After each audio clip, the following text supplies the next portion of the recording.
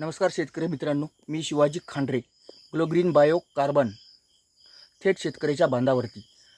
मी माझ्या कंपनीचे liquid tonic शेतकऱ्यांना दिले होते, तर तुम्ही त्यांचा अनुभव स्वतः शेतकऱ्यांना विचारू शकता.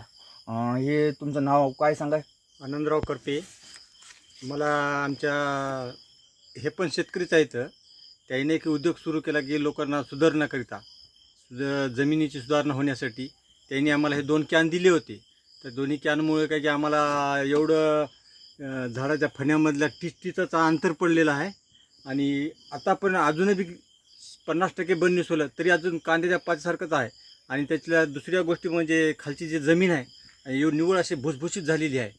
त्यामुळं आम्हाला हे औषध चांगलं वाटते म्हणून आम्ही यांना 2दा मागितलं, 2दा दिले.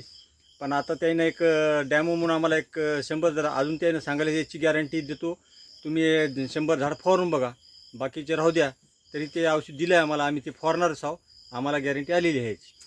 बरं भाऊ, तुम्ही माझ्या औषधाबद्दल संतुष्ट आहात का? समाधानी आहेत का? समाधान. नंबर 1 औषध आहे. नंबर 1 ते फण्या दूर फेकायला, केळं लांब झाले.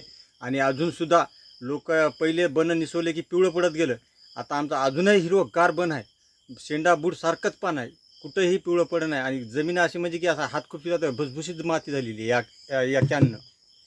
2च कॅन सोडले तरी तुम्ही आम्हाला लेट भेटले. भेगीनं भेटले असले तर अजून काहीतरी वाढलं चांगलंच झालं असतं. लेट झाल्यामुळे 2च कॅन भेटले आणि 2 कॅन सोडले. आता ओके. काय फवारणीच करायचं काम आहे. ओके, धन्यवाद दादा, धन्यवाद. माहिती दिल्याबद्दल धन्यवाद.